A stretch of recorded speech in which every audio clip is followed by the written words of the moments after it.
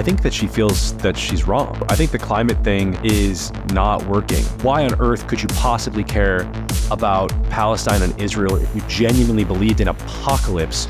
How dare you? America said it's time to build, and the Hasidic Jews of New York listened. It's just a shit show, in my opinion. Discussing a war on the other side of the country that San Francisco obviously has nothing to do with.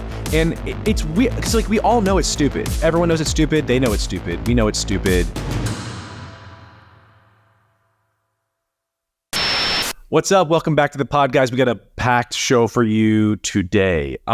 First, if you haven't checked out the Ryan Peterson interview we just did this week, or that I did this week with Ryan, you should definitely check that out. We're going to touch upon a little bit of that today, but it's a great conversation about the crisis in the Red Sea, the shipping crisis in the Red Sea, the global trade crisis that has been catalyzed by the Houthis blowing shit up in an attempt to provoke a broader regional war over Israel. It's a great episode.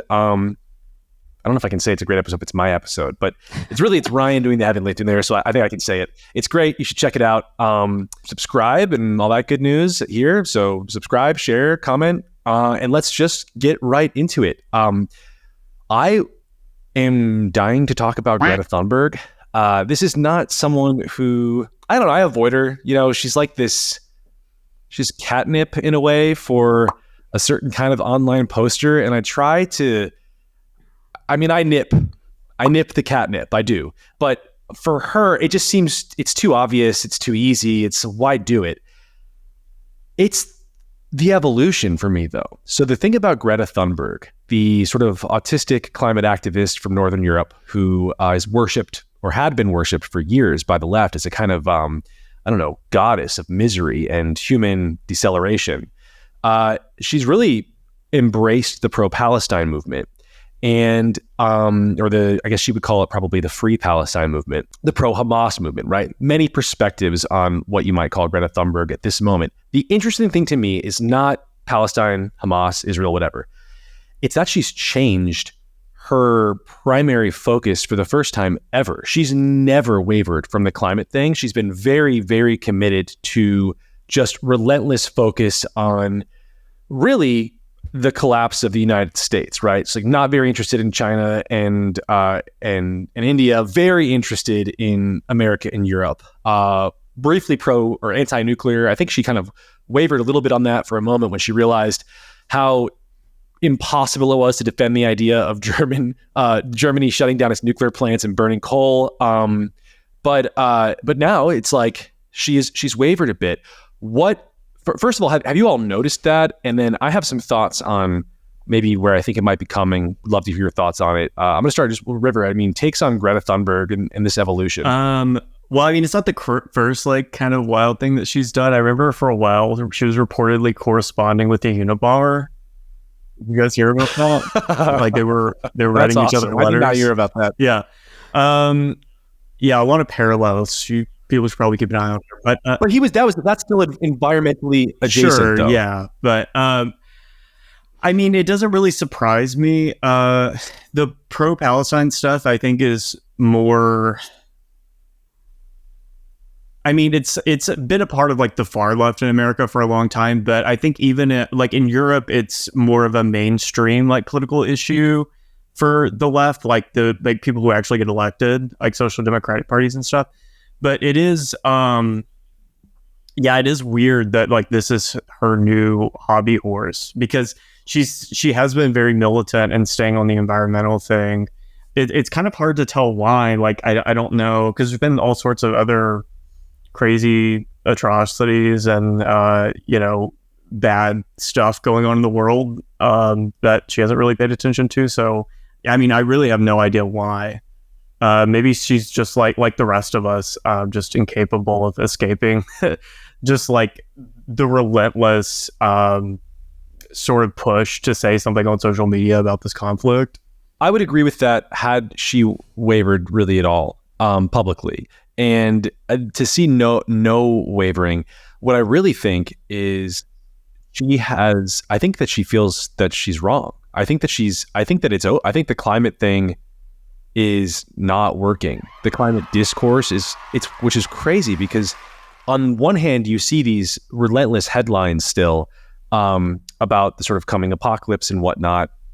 But even when the Democrats bring this stuff up in debates, it feels like their heart's not really in it anymore. It's not like I was in college in 2006-07, and when I'm not sure when An Inconvenient Truth came out, but it was around that, maybe 2005 or something. But certainly in like summer of 06 and 07, there was huge conversation about the end of the world. I was in Boston. I remember the Boston Phoenix, which was an independent newspaper there, super lefty. They all were, but so was the Globe. The message was the same across all of the papers. There was also peak oil. Do you remember peak oil?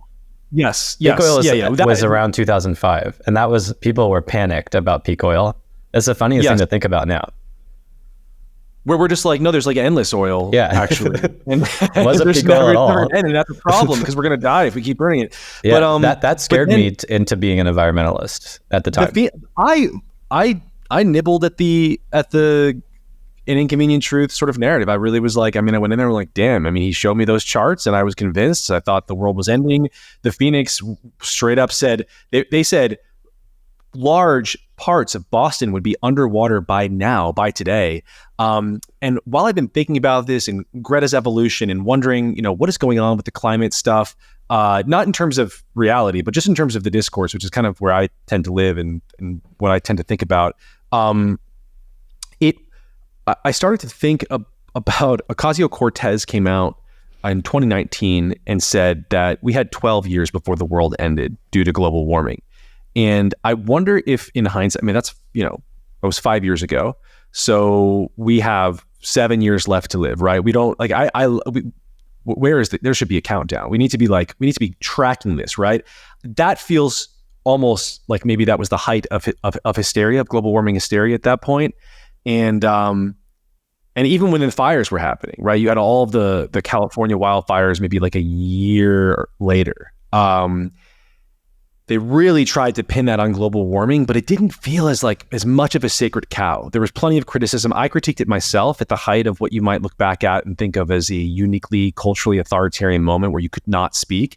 I had no problem criticizing that narrative and going after land management and zoning laws and things like this. And I don't know, it feels like a little bit over, and it feels like on some level, Greta kind of moving on to a new topic, no matter how popular. Like as River, as you mentioned, there's always some popular topic that is sucking people who are on the internet in. She's always resisted it, and now she's not. And that feels, I always really believed that she really believed this and really cared about it. And this is certainly a sacrifice to that, right? Why on earth could you possibly care about Palestine and Israel if you genuinely believed an apocalypse was on the table? Like nothing would be more important than staying on message. And she's clearly betrayed that she no longer believes that. And when the late 2010s is when she kind of popped up, and that was really the peak culturally of like the climate doomerism. You had First Reformed, which is a great movie, but it's like about like, like a priest who becomes basically like the Unabomber. You have Shittown, which is that huge NPR podcast about the guy who basically kills himself with cyanide, because he thinks that the world is going to end. He's also like mentally ill and calls it a gay guy and all kinds of interesting stuff.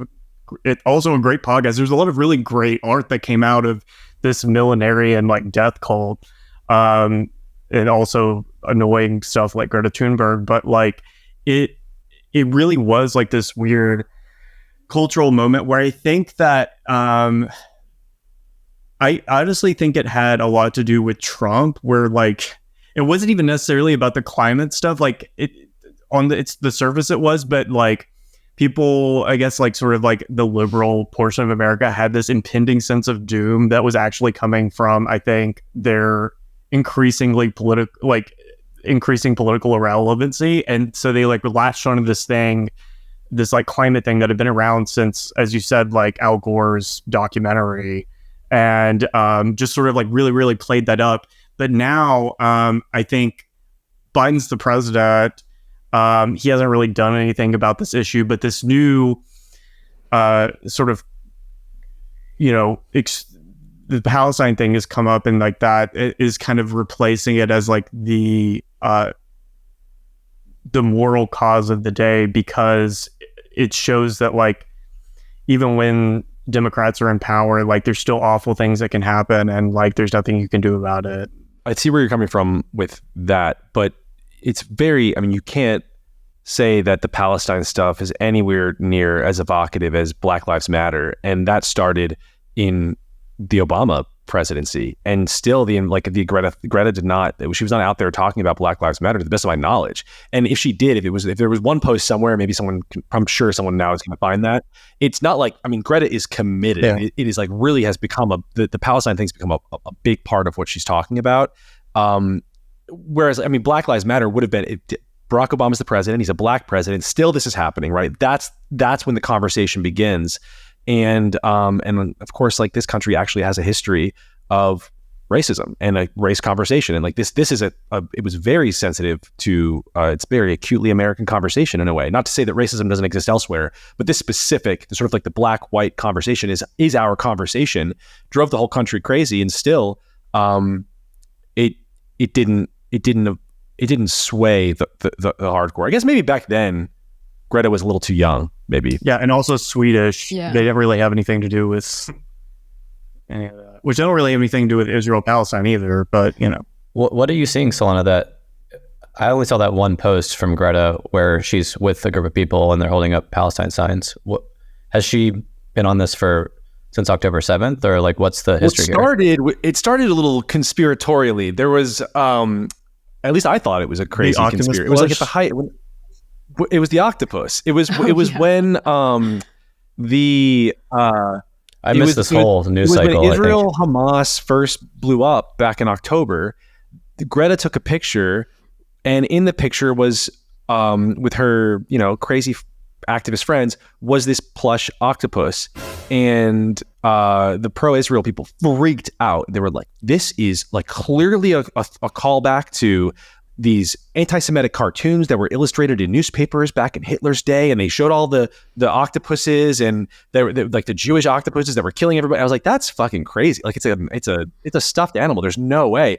But she immediately took it down as this thing started, which was my first signal where I thought, wait a minute, that is quite odd, because if someone was accusing me of anti-Semitism for a fucking stuffed animal, there's no way in hell I would apologize. I would at least be confused long enough to not take the thing down. I'd be like, wait a minute, this is crazy. She didn't do it. It was an immediate thing. And then came all the Palestine stuff. And now I'm like, you know what? I think that octopus really was an anti-Semitic octopus. I don't think Thunberg likes Jews. I really don't. I'm going to say it. Isn't she? I mean, it sounds, I know she's not German, but it sounds German. She's got that fascist energy. I don't know, man. I don't know. I'm just calling the shots as I see them. That's just because she's Scandinavian, I think. But I mean, I think that to me, Greta, part of it in my mind is that she's getting older. I don't know if she's like queer yet or something, or if she soon will be queer.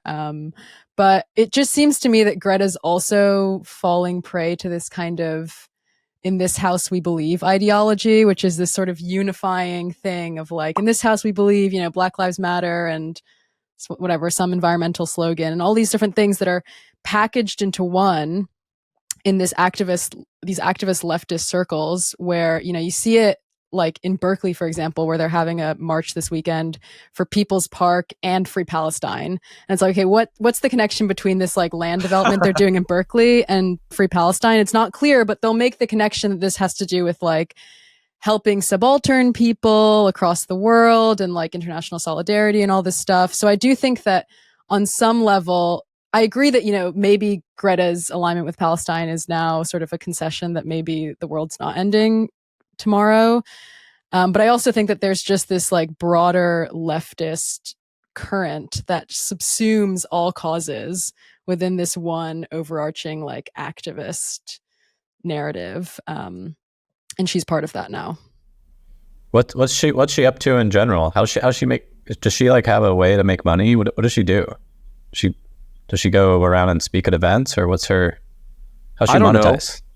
No idea. I'm assuming Saudi benefactors because I have zero evidence, but it would be the best possible story. So that's where I'm going. I'm sure she has like some speaking fees or has like written a book or something. Her parent, like ever since the start, I always thought it was weird because her parents are like, her mom was an actress and her dad is like a finance guy or something. I don't know. Like they just seem like the type of people who would be like shuffling their like autistic child prodigy around as some sort of like, I don't know, millenarian leftist like tent revival preacher, you know what I mean? Like she had it was like a weird child prophet thing that it was kind of creepy to me. That was definitely the case during Trump. Remember that meme where she was caught looking at Trump with a really mean face, and everybody was like, "Fuck yeah, Greta Thunberg!"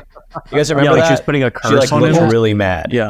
Yeah, and everybody was like, that was her whole thing. It was like everybody when she went loved up it. to that audience. I forget what audience was it. Like in my mind, it was like the Oscars or something. And she went to, it was some huge audience where she stood up before everybody and she was like, "You have destroyed my generation," and all the old people were like, "Woo! How dare you!"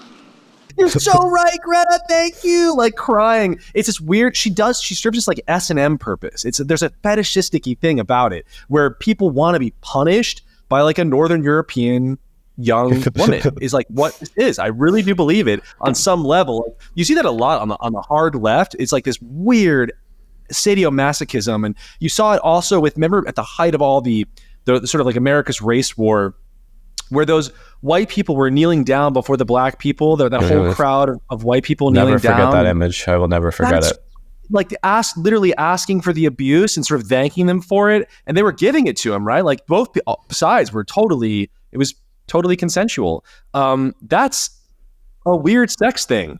That's what I see when I see that. That's definitely what's happening. It's crazy, and I feel like it's also it's not something I want to see in public, right? Like if you want to do that, you can do that in some weird club in the confines of your bedroom. I'm still a little bit of a libertarian about that kind of thing. Like be weird and freaky somewhere else, but not in front of kids. You know? One thing that made that a little bit weirder too was that it was in some random public park. I noticed it like in like the barbecue area. It was just like they gathered to do it. There was also that image that went around of like Pelosi and a bunch of Democrats wearing the Kendi cloth. African, I don't know. Yeah, African cloth. Yeah, Kendi cloths, all kneeling. Yeah, and like the specific design, I believe it was from the Ashanti Empire, which was like a giant slave trading empire. It's like what you wear at Kwanzaa. Yeah, and then they just didn't address that, and it never came back up again. It's like we're just going to pretend it didn't happen. Hey guys, thanks for listening to the Pirate Wires pod. Make sure you like, subscribe, comment below, and share this with your friends. I do want to kind of quickly note on the climate stuff. There was this phenomenal tweet of Pete Buttigieg's. It was a few days ago. He tweeted that the greatest threat facing the supply chain today was climate. And this is kind of one of the pieces of the climate thing for me where it really feels like the conversation has fallen off. I mean, nobody thinks that. Nobody co-signed it. He got no support from the mainstream press. And the reason is obviously because there's a crazy terror campaign in Yemen that has shut down the fucking global shipping, 1/3 of global shipping, again, in an attempt to provoke the Americans into war in Yemen, which would catalyze a broader war surrounding Israel, which we discussed with Ryan this week. And it's just like that the obliviousness to such a clearly pressing thing is people are over it, including people on the left. In California, the fires are used obviously to absolve people from their own poor decisions, whether it be in land management or zoning or PG&E's culpability in all of this. And just in general, I wrote this piece once a few years ago, Global Warming Ain't My Homework. And that's when I really started looking at this stuff as, I think there is some truth to the global warming stuff. I do think that man-made global warming is probably true, and I do think it's going to have an impact on the world. I think it's not clear at all what that impact's going to be. I think dramatic change is always something to be cautious about. But I think that mostly the people who talk about it don't care about it at all. And so we have them talking about something they don't care about, while something else that really matters, which is public infrastructure, or in this case, the supply chain, is crumbling. And we need them to focus on those things and to take accountability for those things, or nothing gets better at all. I don't know. What do you guys think about that? Yeah, it just kind of seems like election year rhetoric to me. Apparently, like, oil production is at all-time highs in America right now, but Biden's not mentioning it because it would not be good for him to mention it currently. And I have to wonder if, like, Buttigieg is like, yeah, it's about climate change, but he also knows that it's actually about the Houthis. Otherwise, it's just really depressing. If Buttigieg actually thinks that this unsolvable climate change problem is what's going to take down global shipping, then I don't know what he's going to do about it. There's like no answer to it. It's not unsolvable. If you really believe, if it's so simple as we've been told that, and I'm gonna take them at their word right now. I'm gonna take Ocasio at her word that 7 years from now the world is going to end because of global warming, and the reason is because of all of the carbon that we've dumped into the atmosphere. And the more carbon that you dump into the atmosphere, the warmer the planet gets. Okay, understood. So obviously, what you need to do is not only stop producing carbon. Fuck that. You need to sequester carbon. We have ways to do that. Like, proven ways to do that. We could be ocean seeding right now, dumping iron into the ocean, spiking phytoplankton growth. That will be sequestering carbon, will be spiking fish populations, and maybe it does toxify the sea, but it prevents this crazy apocalyptic thing that we're being told, potentially a runaway greenhouse effect that leads to like a Venus-like atmosphere. That's very scary. If that is on the table, why aren't we talking about these dramatic carbon sequestration things? And the reason is because I think it's a little multifaceted. One, people don't really believe it. People don't really believe that this is going to be the end of the world. That's why you have people buying property in Nantucket still. And two, I think the global warming probably works out for some regions and then does really poorly for others. It's actually pretty complicated when you start talking about global climate, because if we were to cool the planet quite a bit, Europe would be screwed. And it's like, obviously every region has they would have a naturally different desire for the weather. You don't want super extremes, but within the margins, if you had that kind of control, we would never be able to agree on what to do. Okay, I want to move on. This is a totally different, like a wildly different, could not be more different topic. It's a very strange topic. America said it's time to build, and the Hasidic Jews of New York listened. They have since built a bunch of tunnels through the city, sparking a tremendous wave of incredible press, some absolutely phenomenal memes, including one viral video featuring an NYPD officer who employed the phrase, "We don't do this in America," but in that awesome accent. Let's play a clip of the guy. Do they know? I don't know. They know. Because there was a guy wanted to go out. They know. There was a guy wanted to go out. It says no already. I want to clear the whole shoe line. Oh, shoe? Why is that? They want to fix this tonight. They need the shoe cleared. And to... Why? We need to expend something. Not like this. Apartment of buildings. Not safe. Okay. We don't do that in America.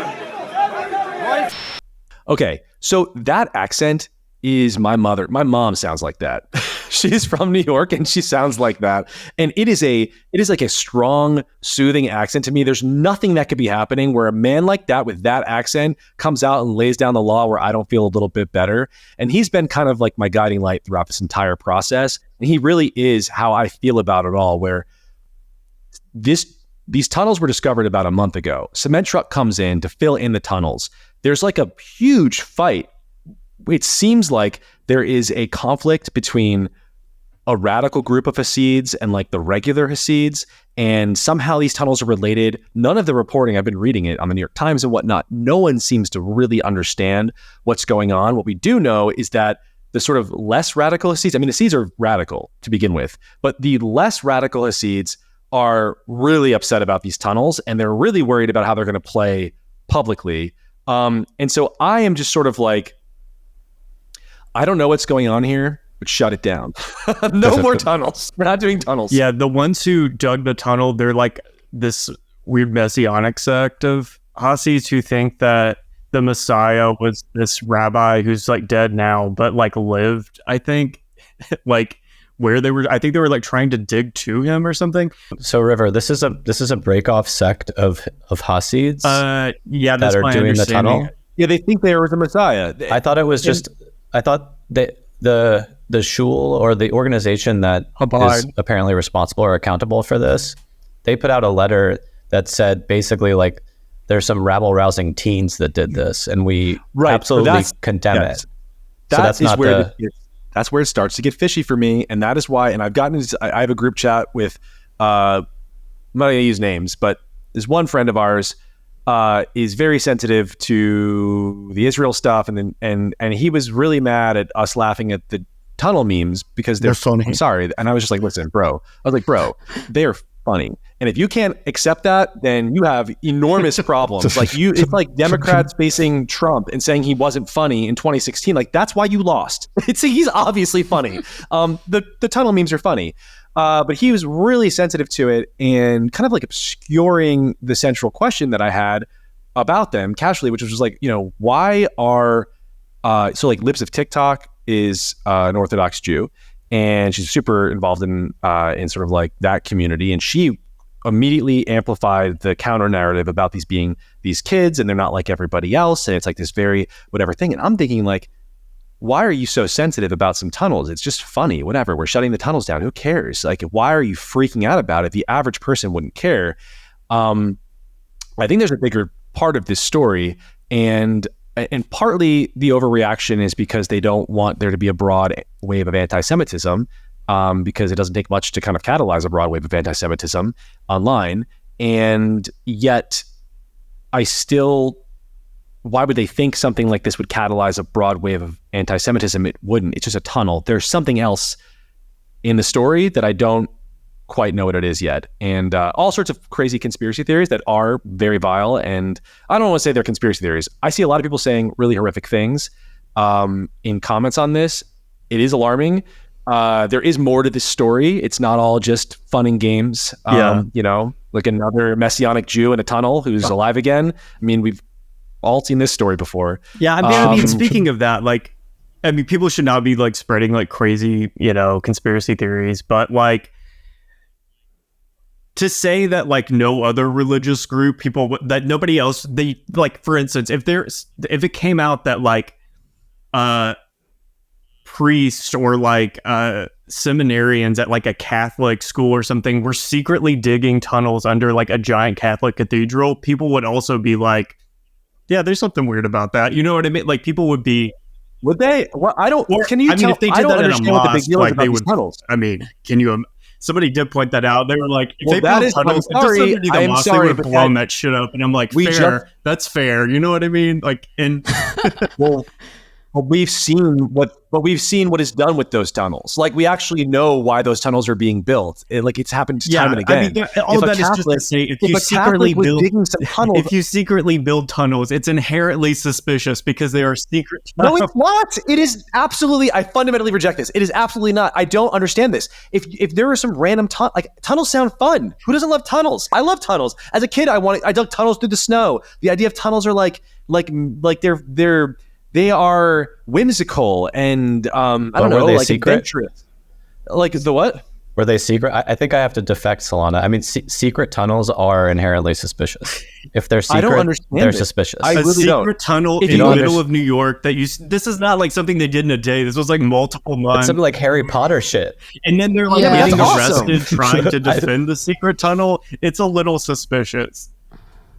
No, it's suspicious that they. That's what I'm always. It's mysterious. I agree with that. I agree that reaction is suspicious. I think let them have tunnels. It's like that clip of Chris Crocker when he was asked, Chris. This is the Leave Britney Alone guy.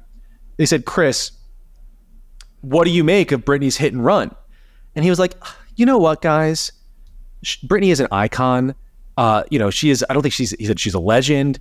Let her hit. And that's how I feel about teenagers digging tunnels if they are teenagers. But I don't know. Like the reaction was suspicious. I want to know what was. I am curious to know more about what was going on in those tunnels. The Orthodox Jews took a cue from the Protestants, And see, we have like a weird unassimilated like group of religious people called the Amish, and we keep them in the Pennsylvania countryside. They could be digging enormous, like they could be hiding, they could have missile silos under those barns. We don't know. And nobody cares or thinks about it because they're kind of, but these people are like in the middle of New York building the tunnels. So then it becomes like an issue for public concern when people are like hearing Yiddish in their walls, and like, I mean, it's kind of dangerous. Like stuff could just fall. You know what I mean?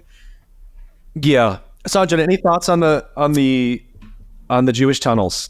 I mean, I'm curious what the engineering know-how required to build these tunnels was. Like, did they actually...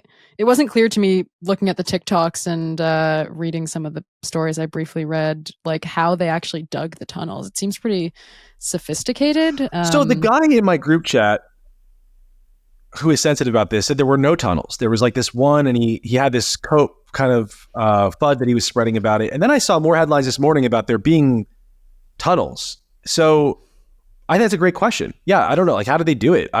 Someone needs to interview one of the tunnel diggers. Why has no one gotten? We should interview one of the diggers.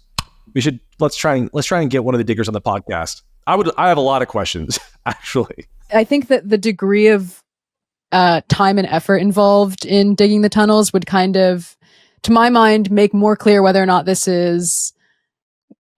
is a sinister dimension potentially, or a sort of weirder dimension, or if it's just innocent teenage fun. Like, okay, teenagers digging tunnels, I don't know, sort of randomly without the knowledge of their higher ups, or like a sophisticated tunnel digging operation for some broader purpose. Yeah, even if it is like something that's not exactly above the level, that doesn't necessarily mean it's like a secret like Malachian like child sacrifice cult or something. Because like, okay, if you live in South Florida or New York and you're a gay guy, you know that them Hasids are on Grindr.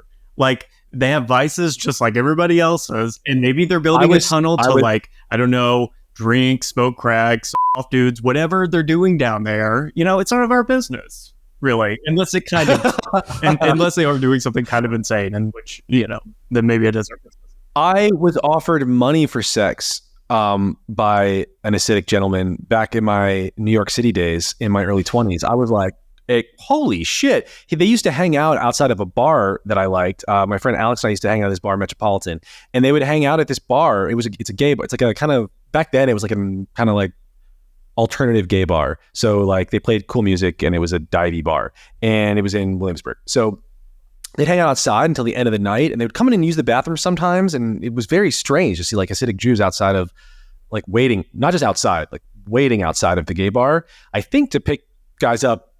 I don't want to, you know what? I'm not going to give any nefarious motive here, but I do know that I was followed home, and right outside of my home, where my mutual friend with Brandon, actually, the person who introduced us, this guy Ryan, who lived, we were roommates back then. He was on the first floor, and so he was right there watching the whole thing go down.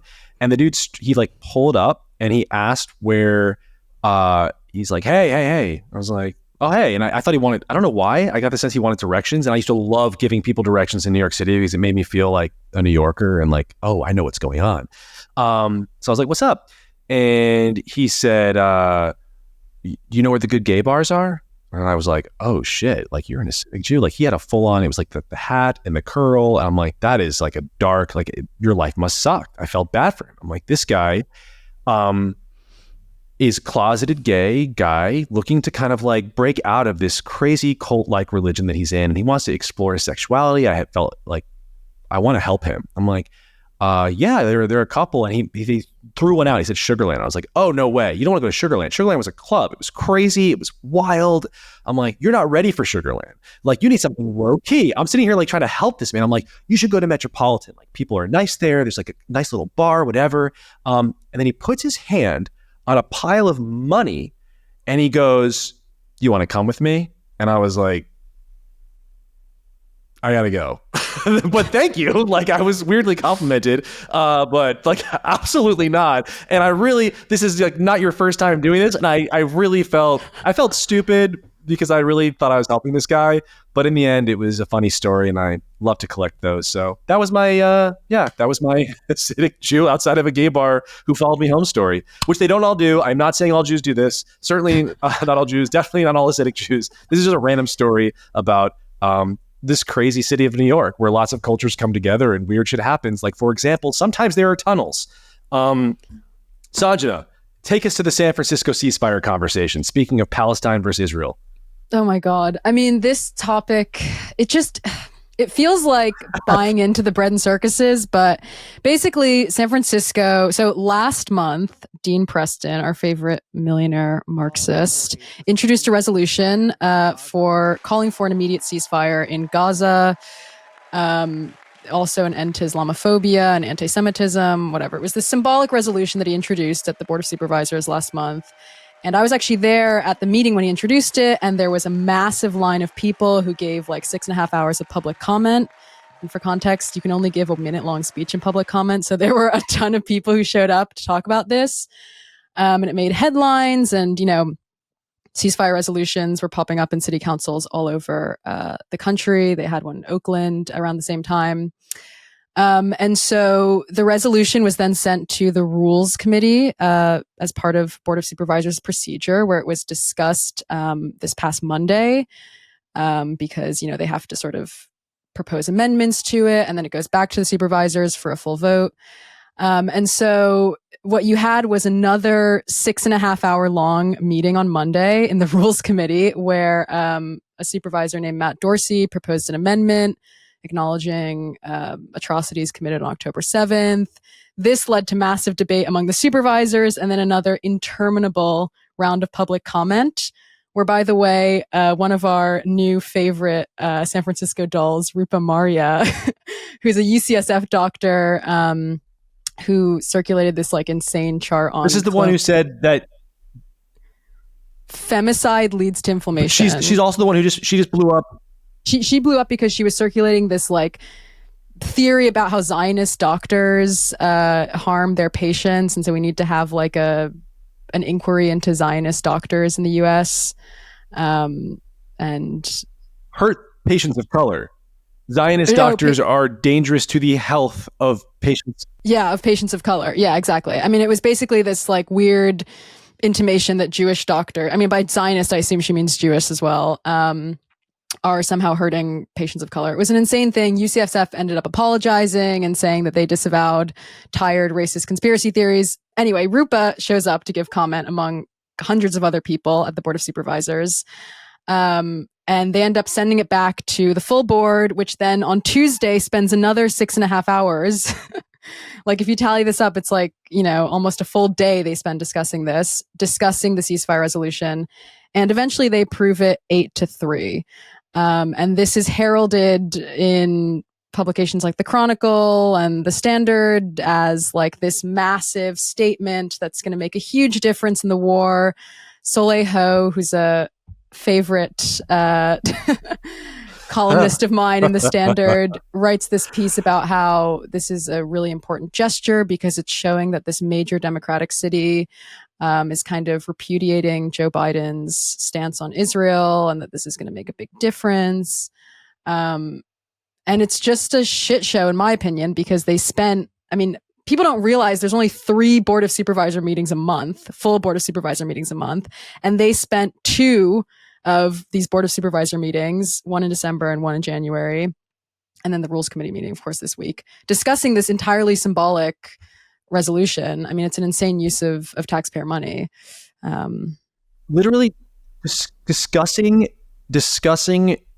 a war on the other side of the country that America is not even officially involved in, that San Francisco obviously has nothing to do with. And it's weird because we all know it's stupid. Everyone knows it's stupid. They know it's stupid. We know it's stupid.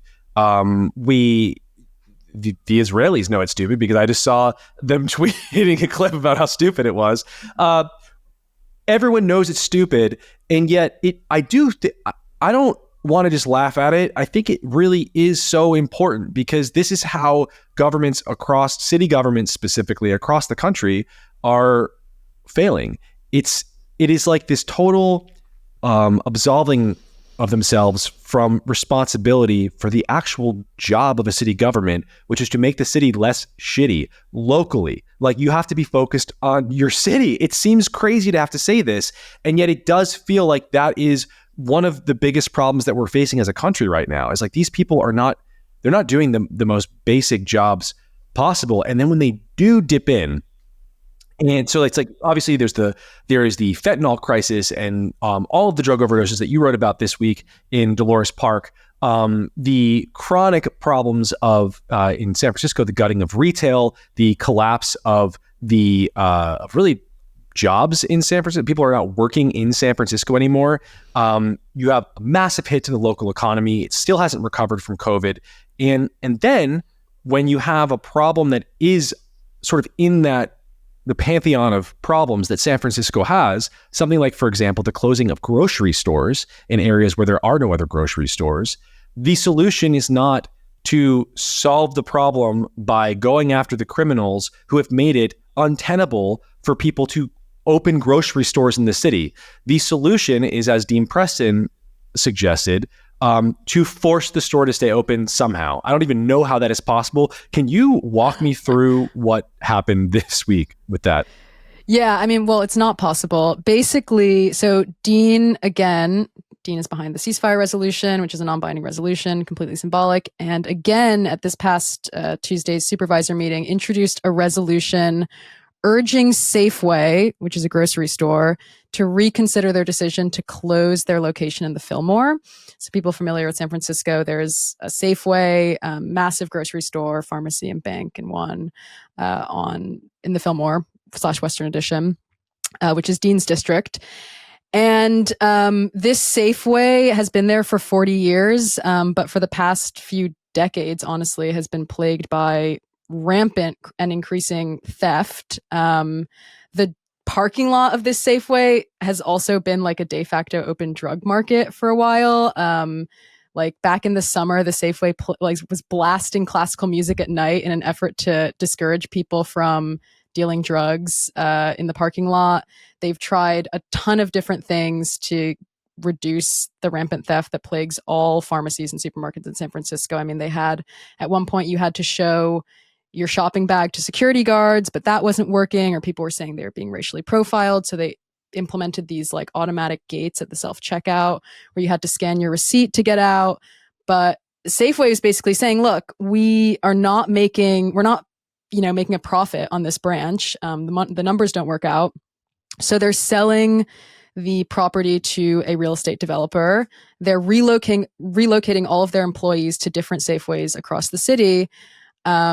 And they're leaving. And, this lot that they're selling is almost 4 acres. It's, interestingly enough, zoned for both residential and commercial properties. So what you could have, if, people like Dean were willing to cooperate with developers, you could have affordable housing built there. You could even have a new supermarket built there.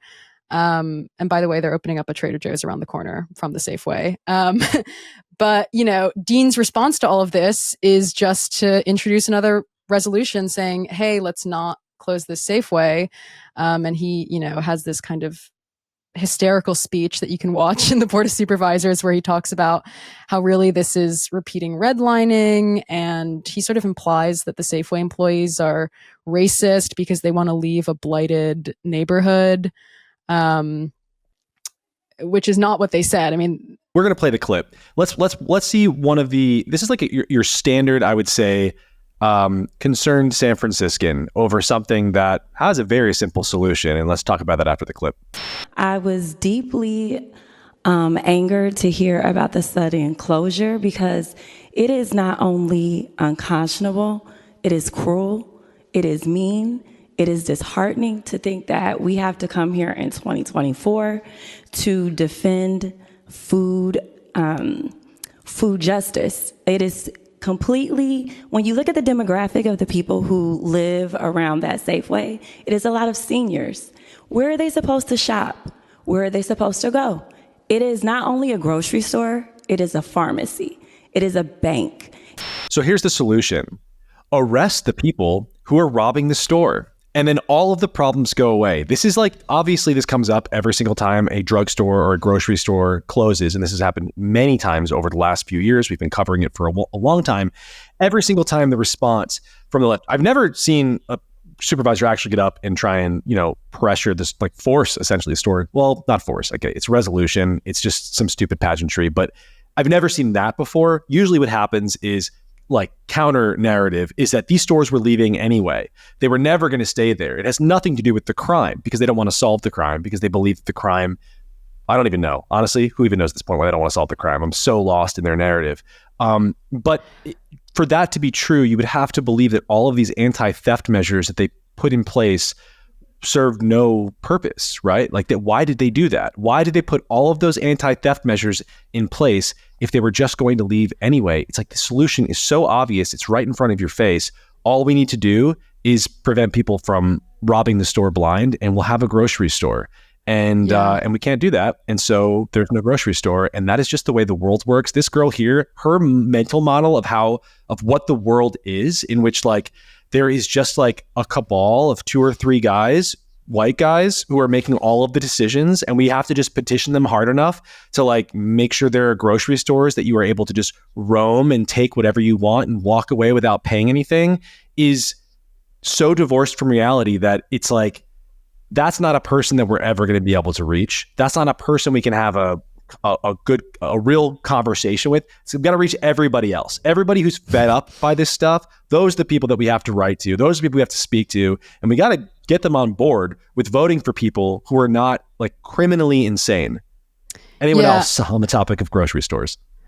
Well, just to add one thing, I mean, I think that a lot of this comes down to the fact that people like Dean and this woman and other people who think that these closures have to do with, like, racism or whatever are still stuck in a worldview where all the people stealing from these grocery stores are, like, single mothers stealing baby formula for their kids or something like that.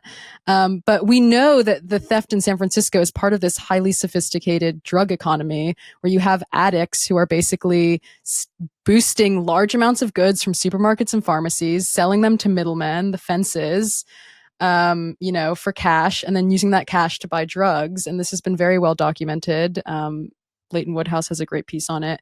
But it's, they need to sort of break out of this insane, inaccurate idea of who's robbing stores if they, want to understand why it is in fact not deeply unfair and racist to prosecute theft. Well, they don't want to understand. I mean, I think that they really must understand. I mean, Preston seems so cynical. This is a total abdication of responsibility on his part. I can't see it any other way. How could he actually think that the problem of theft is moms stealing baby formula? This doesn't map onto reality in any way, and he lives there, presumably. I think that he does believe in the communism of it all. He really does conceive of the world, even though he's a multimillionaire in a multi-million-dollar house, exactly the kind of person who should not exist in a communist world, right? Like the target, if you're having a communist revolution, the bourgeoisie sitting right in front of you. He does believe in, like, class, a small class of capital people sort of just abusing everybody and sucking the wealth out of them. And he also believes, I think truly in his heart of hearts, that you shouldn't have to pay for food and for clothing and for shelter. And so if you really believe that, then, like, it's really hard to get you angry about someone robbing a store for food. Which is how he's always going to frame it. He's never going to be like, oh no, they're buying, they're buying dish detergent, 10 at a time and razor blades and whatever else to sell literally outside on a blanket, which they're doing to make money to buy drugs, which is legal in San Francisco effectively. He doesn't make all those steps. He just says, like, I don't care that someone's robbing a grocery store because that should be okay. There shouldn't even be a price tag. And I don't think that's crazy to say, because every time this conversation comes up online, the Democratic Socialists of America, of which he is a part, he's a member, they say this explicitly on every time it's a subject. So, like, that is the level of crazy that we're dealing with. They are a minority, and I think we've got to get to a place where we can just say, like, you know what? we don't need to talk about the virtue of stealing anymore. And like, you guys are just like no longer welcome to the conversation. We need to shut down these public like hearings and shit. Like, we don't even need those. Why do we even have those? Oh, they need to do their job. And if they fail at their job, they're fired. The end. It's also interesting because like every actually existing socialist society in history criminalized stealing. Like, you could not just steal shit. Like, you would get sent to a gulag or jail or tortured, or like enforced it much more harshly than like any place in the West does. Yeah, like that's there's right. this weird fantasy where like, you know, like under socialism there's just like no rules. I mean, the Soviet Union, like, it was illegal to be homeless. Because they did, like, to their credit, like, they had a higher home ownership rate than the United States. They made those, like, giant, like, brutalist buildings or whatever. But, like, if you didn't have a house, you could go and they may put you in, like, a unheated, like, nasty basement or something. But, like, you could not just, like, sleep on the street. Like, they would arrest you because they were like, you're being a vagrant and you're being, like, a parasite on society. We'll give you a place to live, but if you don't stay there, like, we're going to put you in jail. And, like, I don't know. That's what socialism actually looks like in practice. I can see you getting would excited. actually work River. in San Francisco, frankly. But that's the future River wants. Yeah, we just outlined it for you. That's where his thinking will take you. I would just maybe Matt, you can cut this in, but that I totally agree, River. I mean, another example is Mao's Great Leap Forward. They would basically go through farms and collectives on farms and look for farmers who were like storing away more of their crops than they were admitting that they had, because the state was taking all of their crops and basically partitioning it out to them and saying, this is how much you can eat of your own crops. And these people who would like sort of source some away, some extra, because they were all malnourished and basically dying of starvation, were beaten up and, you know, like you said, sent to the local gulag or whatever they had there. And so, yeah, it's a really good point to make. Fortunately, it's a point that we are now permitted to make. Well, the truth is I was always permitted to make these points on Twitter. No one was ever silencing me making fun of communists. That, to the credit of the prior order, was always permitted.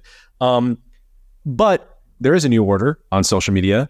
I want to talk a little bit about this Don Lemon, who we last saw on a debate stage in CNN, a little panel discussing the future of Nikki Haley. And he believed that Nikki Haley was sort of over the hill, past her prime. And this was because women hit a certain age and they're no longer, honestly, he didn't really connect the dots. He sort of awkwardly stated that this was specific to women.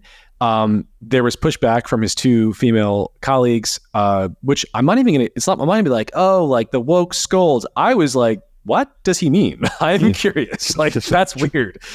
He didn't just say, oh no, I mean something else. He was like, you can Google this, like go do your own research, and sort of implying that he had discovered that women like past a certain age are really not capable of doing much. I think I don't know, maybe it was like a menopausal thing that he was talking about. Long story short, he was fired. And that was the end of Don Lemon, who until that moment was considered like one of the woke scolds himself. We haven't heard much from Don at all. My assumption was that he really went through no meaningful change at all. I think he's like a little bit older now. I thought he was just, he's rich, going to retire, have a nice life. No. He is now launching, we learned this week, his own show in the vein of Tucker Carlson on Twitter. And in it, he introduced language pro-Twitter. He used the word X. Anytime someone says X instead of Twitter, you're like, that's an Elon boy. That's a man on Elon's side. So he's like, thank God, for free speech, X. We're going to have like real open conversations and all this kind of stuff, kind of refashioning himself. People are wondering he's going to be conservative now. No. He's going to be a both sides guy. Like this is going to be a both sides bro. It's going to be like, I'm the kind of guy who sees both sides and I talk to everybody. It's got to be what it is. But the big change here is just that, he's on it's like the vibe shift continues. This is Don Lemon now on X saying, yay, Elon. Elon endorsing the show.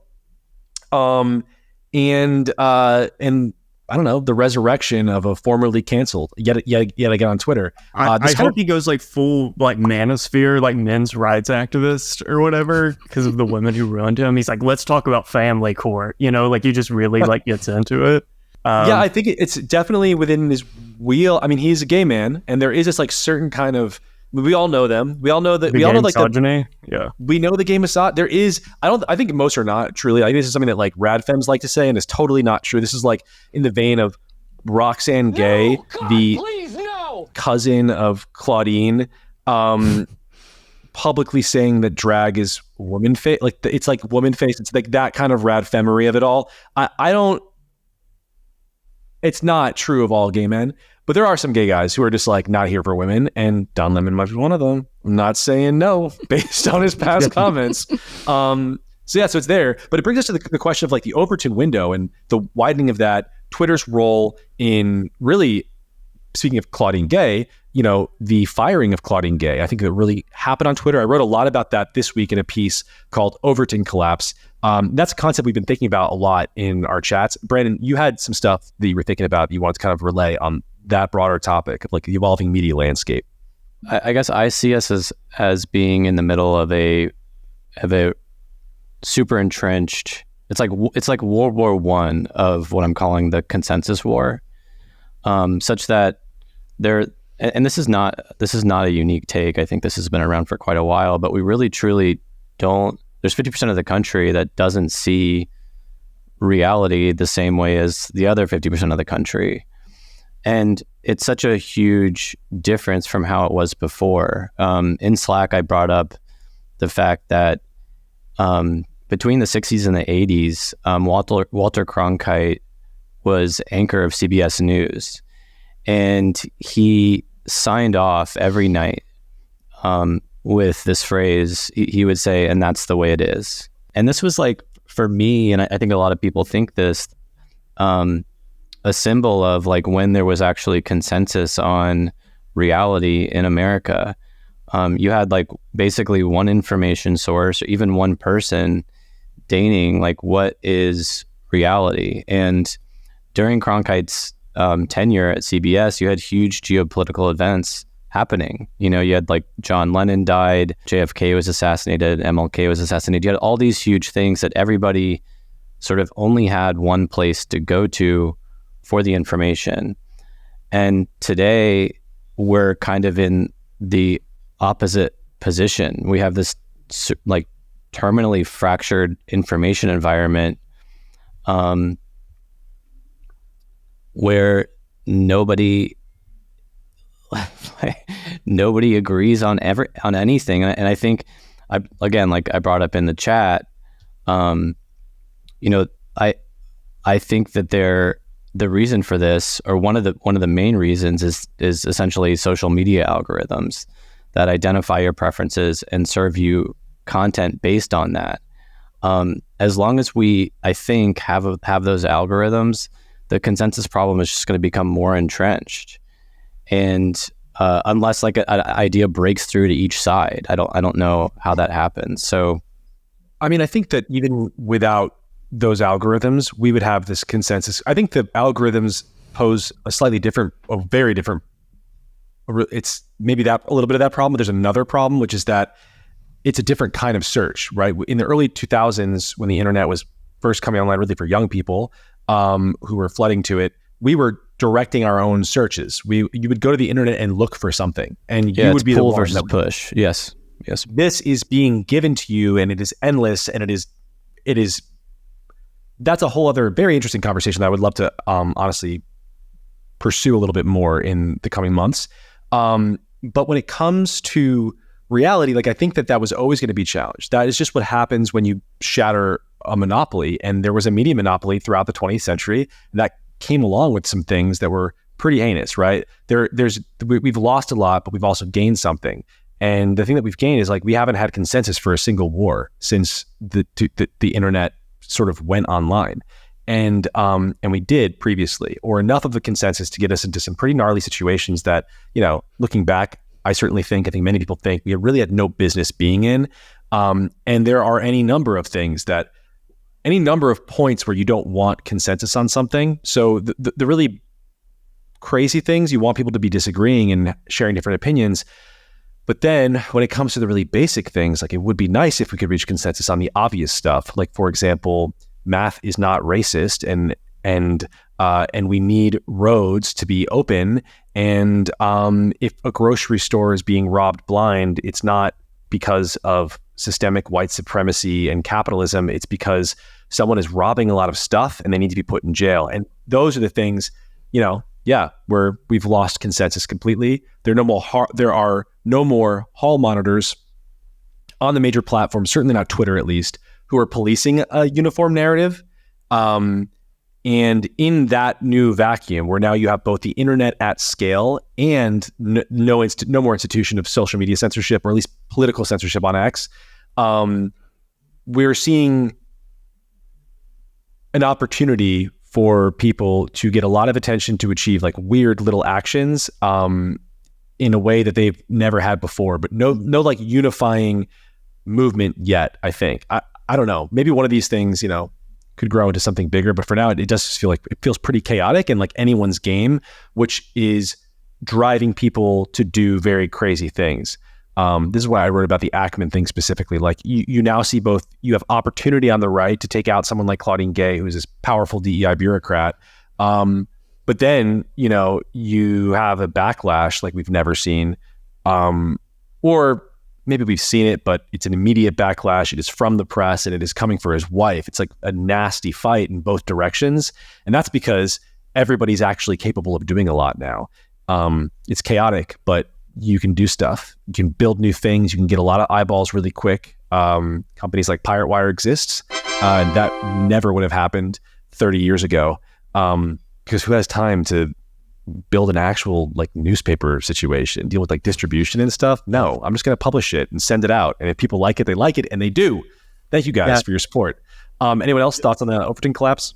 Well, I think that like, I mean, it's reached like a nationwide level now, but I think that for my whole life, like growing up evangelical, there was no like shared consensus reality between like my family and like the rest of the country. And you don't realize that growing up, but like, it was true. Like every, there are separate like evangelical radio stations and TV stations that like talk about the news, but it's like Hurricane Katrina happens and like, oh, this is a punishment from God for like sodomy, or things that are happening in the Middle East are like because of the book of Revelation, that sort of thing. There's a lot of people who, in a sense, I think like everybody's kind of become like an evangelical now, where you're living in your own sort of world where you're like seeing these major events happen, but like the way that you're processing them is just completely unique to you and like whatever, and your like social what milieu. you're subscribed to. Yeah. Right. And like you can't even really see it from another perspective. Like you can't conceive that like, I don't know, the war in Iraq has like actual like, material history and like pushes and pulls and things to do with like economics and like, the history of Nasserism or whatever. And like that it's not actually just something from the book of Revelation. And the same thing with like crime and white supremacy or whatever. I think because it's separate from anybody being able to speak, or related to anybody being able to speak online, came a new tidal wave of information. We've never had so much information before. There's so much. There's more information is I feel like being minted every day online in terms of pieces, tweets, clips, whatever, than probably existed in whole decades before the internet. That is going to mean that for whatever belief you have, you not only are there other people you can find who have that belief, but you will be able to find, quote, evidence for anything that you think is true. And so you really can just construct like your entire reality online based on, citations and sources. And even when people talk about this or that study, like there's not a debate on any health topic where both sides are not throwing studies at each other. And that is partly the study. It's partly a failure to sort of understand what studies are and the scale of studies. And it's I think mostly people writing about studies and creating really just entirely like false frames on everything that's reported. And so that is just, that is the world that we live in now. It is one of total information chaos. Well, also you can content creators can monetize. That's a content creation opportunity there, right? So If every tribe online or whatever you want to call it needs content to fill their universe, right? Like if they need evidence for their beliefs, that's an opportunity, and that's actually happening. One of the things that I'm thinking about now is that, I don't know if you guys saw this, but a mainstream publication did an analysis of it was a teen's journey on TikTok, and it was specifically focused on the frequency of I think war footage, like sort of grisly war footage that showed up in their feed. You see that once the teen starts showing interest in war footage, it's like first every fifth video is war footage, and then you start seeing every video after 20 videos is war footage. And again, that just brings me back to like algorithms are really entrenching us into this situation. And if you combine that with the fact that now content creators can monetize, which isn't a bad thing, it's just what like we're paying people to add fuel to all of this, and it's a really interesting and crazy situation. We had an interview, really a conversation with Ben Smith early on in our in the Pirate Wires history. It was me, Ben, and Camille, and we talked about a lot of this. This is a problem that I've certainly written about for 3 years since Pirate Wires existed. Like, this is a topic I'm super interested in. I think that's going to continue. It will just and I think it will get worse. I think it can only get worse. And the alternative is monopoly. It's either speech policing and the monopolization of a single perspective, and it's just as bad, right? But with different bad things. There are different negative externalities there.